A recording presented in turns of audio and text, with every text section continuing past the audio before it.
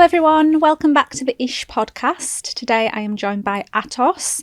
Once again we're showcasing the brilliant capability we have in West Cumbria, and Atos are based at Westlake Science Park in Monroe. Atos are a leading IT company and have worked on major contracts for Sellafield. They also provide amazing local jobs for local people and are really interested in the future skills and talent pipeline, are actively contributing that by supporting Levels, which is the new digital and gaming hub in Whitehaven.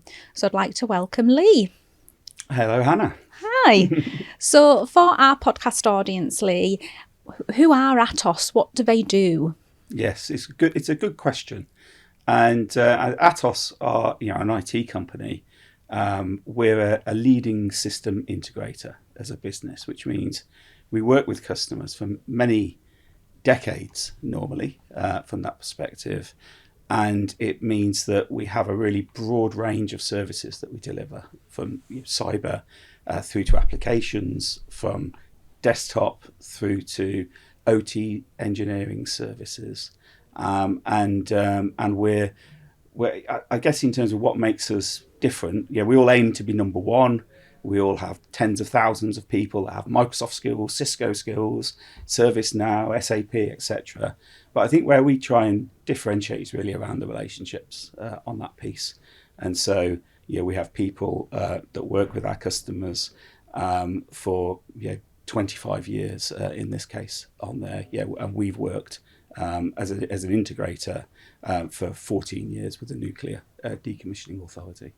Yeah, so you work alongside the NDA on some pretty big projects, I imagine. Yeah, we do, and it's evolved over time on that piece. Things have changed, models have been different. We've evolved in our role over that period, but the key thing is be secure, be trusted, and be a good partner. That's great. And Cumbria is obviously a site you have a base at, as we said, on Westlake Science Park there. Why is Cumbria important for Atos? Yeah, so it's really important because in the early days we had to be on site from that perspective. When COVID came along, it distributed workforces, and the Cumbrian workforce was distributed as a result of all of that.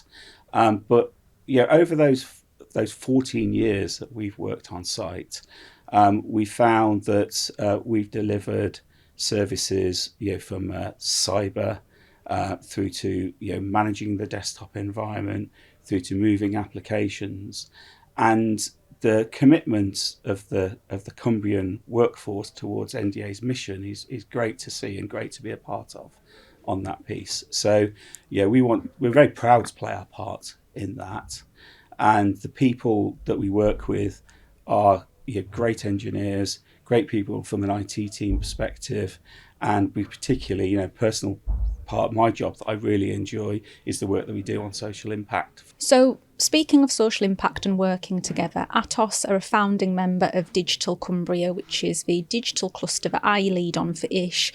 So can you tell me a little bit more about how you got involved in Digital Cumbria, but also what the benefits are that you see of being involved? Yeah, sure. So as you said, like founding member, we've been involved since the get-go, and we all work as suppliers with a social value mandate within the work that we do.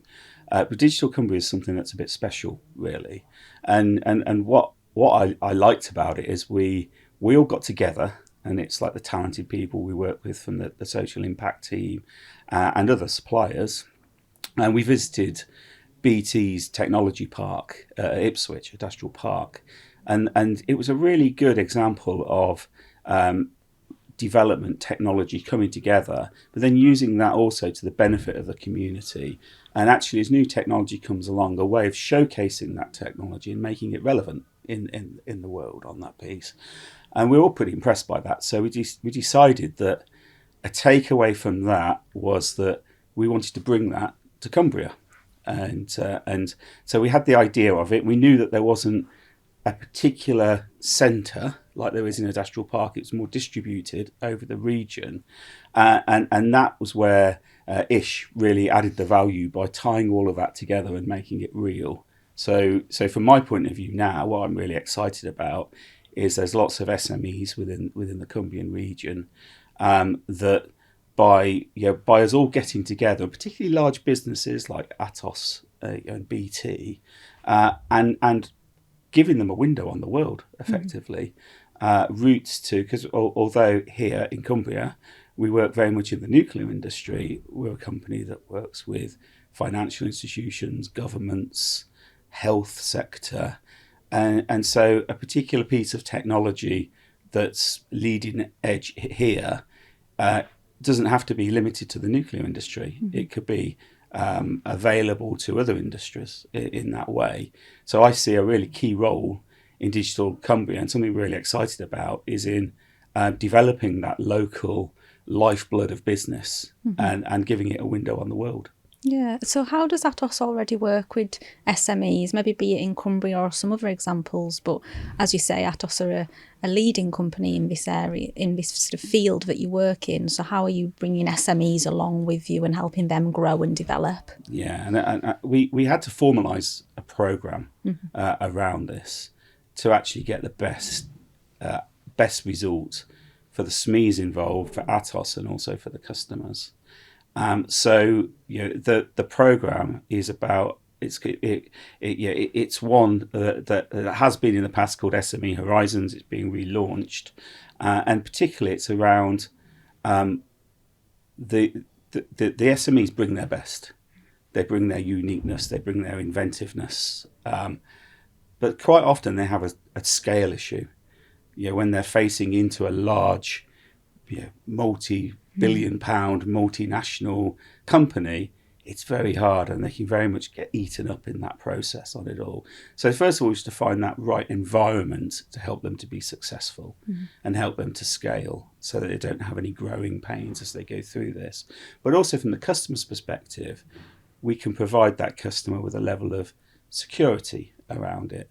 So by vetting and coaching and bringing them in to our contractual arrangements, then it allows an SME to punch with the weight of a 100,000 strong system integrator on that piece, but without losing that inventiveness that's really key, and that edge, technical edge that they bring. Yeah, because a lot of SMEs that I've met in Cumbria are very agile. They can bring new innovations and new ideas and really bring that to the forefront. And is that sort of what Atos are looking for from those SMEs? Absolutely. It's that we don't want to lose that in that process. If we're looking at a nuclear example, that's customers that have worked for 25 years in that space, colleagues that have worked with those customers for that period of time.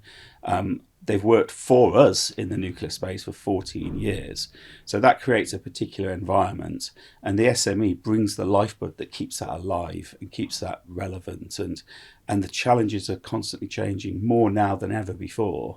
So with those year on year increasing challenges, increasing change, increasing disruption from technology, the agility of an SME is a winning factor for Atos, but also a core factor for that customer. And just picking up on those kind of terms that you used about how things are changing and disrupting and moving, one of the things I picked up on when I was doing a bit more research around Atos when they were coming into Digital Cumbria was around how you are helping design an AI-powered digital future. What does that sentence mean, helping design an AI-powered digital future? Yeah, it's an interesting statement from that perspective, but there's components within it. So it's a pledge for our customers and the people we work with. So if you think in the space where I work, so I run a business within Atos that looks after DEFRA, DESNZ, and within DES the nuclear authority, the nuclear decommissioning authority, and they all have missions. So DESNZ has a clean energy superpower mission. They want to have clean energy by 2030, net zero by 2050. DEFRA has a mission that we all live in a clean environment with clean water, clean rivers, and we have a productive food system within there. And NDA have a mission on the Sellafield site to complete their mission by 110 years. So it's a very long-term mission, but about safely decommissioning our nuclear legacy. So those missions are really, really long-term things. But then if you look in the last 12 months, and AI as an example, people are now using it 300 times more today than they were this time 12 months ago. Wow. So it's a hugely disruptive piece. And it brings the potential to augment what all of our people do in this mission, and help us to do things in minutes rather than months on that thing. So, yeah, we all want, as citizens, we want lower bills, we want cleaner rivers, we want a safe environment, we want security. And these missions are really important in delivering all of that for all of us. So if new technologies come along that can make that faster, then our pledge is to help people take advantage of that. And there's two aspects to it, really. One is that the data is rarely in a point that you can actually use it. It's usually siloed in lots of different places. So there's a matter of bringing it together. And then there's also a matter of quality, because when you're putting things in that are making decisions on data, you don't want poor data in there because they'll make bad decisions on that piece. So yeah, and there's been lots of examples in the press around these sort of things. So that's where we bring that pledge to life. And it's about helping people to unlock data. Then there's a secondary challenge after all of this, which is once you've got clean, usable data, how do you get the value out of it? And that's a joint endeavour between us and the customer on that piece. It's the unique knowledge of the customer in their domain, and us bringing the best of how technology can be utilised in that piece. So we work together in Strack Hacks, hackathons, facilitated environments to bring all that knowledge into the room to ensure that best outcome. And then it becomes a program, and then that's delivered. So that's how that pledge comes to life in real time. And I imagine in some of these industries that you work in, the volume of data is just massive. So is data something that makes you excited? Is it a part of your job that you feel really enthusiastic about? Or is it more what you were saying there around the hackathons and people coming together to solve problems? Yeah, I've seen some amazing things on that piece. The cleaning up the data bit, yeah, it's that doesn't get me so excited, but there's decades of it. Yes. It's not all in forms, it's in filing cabinets, it's in binders, but there are ways that generative AI can rapidly increase access to that data, provide much more bandwidth to access that data and clean it up. But the bit where I get really excited is I've been involved in things with water companies where we've got all the data into a place and made it usable, and then put sensors into Victorian plumbing systems and got them to have a 30% operational efficiency off the back of it. But in the room, there's the people that manage all that operational technology. There's the people who understand things from a regulatory point of view. They're the people who deal with the customers and say, hey, I'm really disappointed that when a customer rings up and says, my back garden's flooded with sewage, that's the first thing we know about it. I want something that's better so I can actually proactively get hold of that customer or stop it happening in the first place. That's the bit that really, when we get to an answer in that space with a customer, with the best that everyone brings, with the smartest SMEs that bring that unique edge, that unique technology, those fantastic digital twins that that are in the OT environment, making it work with the IT environment. When that all comes together, that's when the magic happens, and that's when I love my job. You mentioned digital twin there and OT, which is operational technology. Just for people that haven't heard of those terminologies before, what does that mean? Yeah, you could say it's been around for a long, long time. It's kind of like analog to digital conversion back in that day, but it's around how you can take a system or a process that's running, put things into it and around it so that you can get a real-time view and you can simulate it. So you could simulate something so that you can get more output from it in that regard. By changing different input variables, running scenarios, you can monitor things and make more insightful operational decisions on things. So it's just a word for an intelligence layer that you can put around a system with the appropriate sensors that bring the data in and enable humans to make better operational decisions on things. And we've mentioned humans in this quite a lot, actually, and the talented people that are around you and working alongside you, be it internally at Atos or the SMEs that you work with. And I know there's a real strong commitment to developing skills and talent here in Cumbria. So can you tell me a little bit more about that? Yeah, sure. So I've run the team for 4 years, and I inherited a fantastic team. But they were all ready to retire. They'd given their best and they were ready for retirement on that piece. So what I'm kind of saying is there's a constant churn that goes on, which is creating room for new people to come in and move, take transferable skills and apply them, come out from academia and bring that into the workplace. So something we're really passionate about is offering T-levels, apprenticeships, graduates, opportunities for people to move from Atos into our customers and from customers back into Atos again. And I think that's something that we do bring through things like Digital Cumbria for the social impact work that we do, and where it's really key is about educational outreach, working with people like Carol at Sellafield that brings this whole piece to life, gets people enthused. And there are challenges, in the area. There's challenges about not enough people choosing STEM subjects. And by the time we normally get to them when they're at the kind of A-level end, it's kind of a bit too late. All those choices, but you've got to get to people that are very young. So that's with Digital Cumbria levels.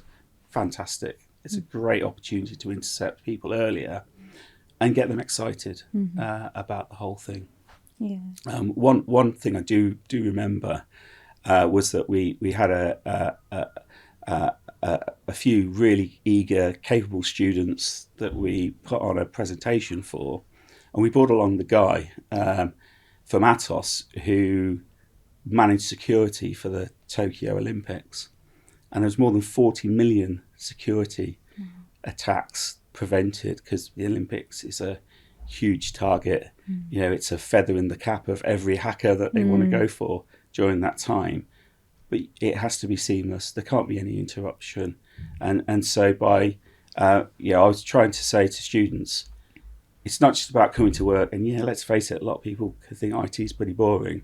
But if you're actually the person that is responsible for delivering that and making it happen, and then making it all happen again with the Paralympics and the next Olympics, and moving that along and constantly improving along the way, that guy was a really interesting guy. And he enthused people to get into the industry and get into IT. Yeah, well, preventing 40 million hacks for the Olympics has just blown my brain a little bit, I must admit. But something else you mentioned there was Levels. And Levels is the new digital and gaming hub that has just opened up in Whitehaven. And I know Atos have been supporting that for the local area. So can you just tell me sort of how did you get involved with that? It was just an ask in the early days. I think BT were already very involved in the project, and we were asked if we were able to contribute. So it started out as a financial pledge to get things going, to help it get moving. There was a restoration of a furniture store. There was the build out of all the technology to go in there, and it looks amazing. It's everyone that goes there is totally blown away, and the whole bit that really excited us is, well, how do you then connect with young people? And you don't really do it through the old-fashioned sort of careers days and those sort of things. You actually connect with them by having esports competitions or digital music media, the things that people really want to do and get involved in, and then show them how, if you can make a career out of that, then every day is great, from that sort of thing, and you can make a productive living. So by getting, and really, we've got to the point at which it's launched, but there's a lot more to do in levels on that piece, and there's a lot more we can offer. So we're really excited about it. But what I love about it, it's a very tangible thing. It's a very tangible thing for the community and for the people in the community. Yeah, and you talk about that skills and talent pipeline. So in terms of the jobs that are on offer locally for people here in Cumbria, what roles are at Atos that people can expect to see, really? It's across the board, to be honest. There's the people that, like me, that serve the nuclear industry. So that's a mix. So I'm an engineer, but I've spent most of my career in business. So we need financial people, we need project management people, we need commercial and legal people, beyond all the technical people that we need, the service people that we need. We have a guy from Cumbria that manages our input to levels and the social impact program within there.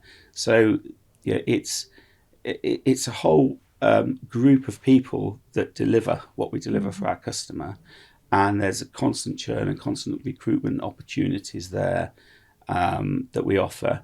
But then the secondary thing is that we have a very hybrid workforce at Atos, and so, and as I said before, we work across multiple industries, and the work I do is in the UK, but I'm part of a global business that works all over the world, and so the traditional piece of when I started work, I went to work for my local industry, and my mum and dad worked for that same company on the shop floor, and coming through that way. Now it's much more of a world of, my children are doing jobs that are all over the world. They're very mobile, and they do work in a much more hybrid way than I ever did now. And I think that's the opportunity for people in Cumbria. So in terms of that opportunity for digital, it sounds really big and broad, but if we narrow it down to Cumbria, what is it that's there for Cumbria and the digital future? It's a really, really good point. And there's some huge opportunity of bringing it all together. I think by 2030, it's that immediate a time frame on the way things are going. So last year at Atos, we announced that we were building AI and sovereign AI centres globally. And the first two of those are going to be built in the US and in the UK. So that is bringing in young people, bringing people in with transferable skills. There's going to be a huge need for everybody to upskill and support that change across all of the customers in the industry. So that's a general thing that's happening, but creating UK opportunity. One of the key things, though, that's coming out of all of that, we talked about the security, the 40 million hack attack attempts on things, is that the world is now a different place to operate from a business point of view and to operate as a government. So the theme of sovereign and protecting your data is coming through a lot more. And there isn't a better example of sovereign than Sellafield from that piece. Highly secure, highly national critical, with a really important mission from that perspective. So we feel that as Sellafield leverages its data to accelerate its mission, there's opportunities to bring all these things that are happening together. The UK centres are going to be built this year on that piece. So that the whole thing can lift the water level for all of us. And I think Cumbria can be a real centre of that, because where we work across government, I think the Sellafield example will be an example for government about how to gain value from data and how to use that to accelerate your mission. But doing it all in a sovereign and a secure way will be completely critical. So I think Cumbria will have a USP over this period. Pioneer Park, great example, hit the news recently with the government's framework that was announced for investment. The idea of building an advanced modular reactor on site. I think the plan is that there's going to be 3 a year in the next decade. So being one of the first ones, tremendously exciting. So I think that, and these things are modular, and they are more digital in their design as they've been built. They've been built with the future in mind, the decommissioning in mind, and so it's really exciting. And I think Cumbria will have a lot of skills from secure, sovereign, and particularly in the clean energy piece, that will be really that the rest of UK government and industry and the world will be interested in. So over the recent months, Leigh, I've started to get to know you a bit, because with me leading Digital Cumbria and you being a member, I know we've had some good conversations. But on a personal level, what do you enjoy doing away from work? Is it more to do with technology, or is it something a bit different? Yeah, it's interesting. So I've actually got a little bit more free time now, because my 2 children, they've both finished their studies. Yeah, thank goodness they've got into work. And they've ended up working in the fields that they studied in. And the best thing is they've both passed their driving test. So Dad's taxi is now no more. Them giving me lifts there's much more of that going on. So and in terms of how do I sort of fill up my free time, I'm an engineer. I'm quite technical by my training, and my wife, a few years ago, she bought me a course in doing abstract art painting, and it was really challenging. It was like the opposite of everything I ever do. It's all very precise and things like that, and I love that. And it's a constant challenge, and it's kind of my creative outlet. So I try and do that whenever I can. Hopefully now I've got more time to do it. I also love the outdoors, love gardening. And I live in an old house that constantly has got 100 jobs that I'm behind on. So yeah, that's the kind of things I do in my spare time. And have your children gone into technology fields, or have they done something completely different? Yeah, well, it's interesting. It's like they've both gone into 2 parts of kind of what I do. So my son's gone into design, urban design. So he does a lot of work with TfL. In London, about how do you design bus stops to make them more accessible for people across the whole of society. And then my daughter's just started in a job where she's a financial trainee in an office.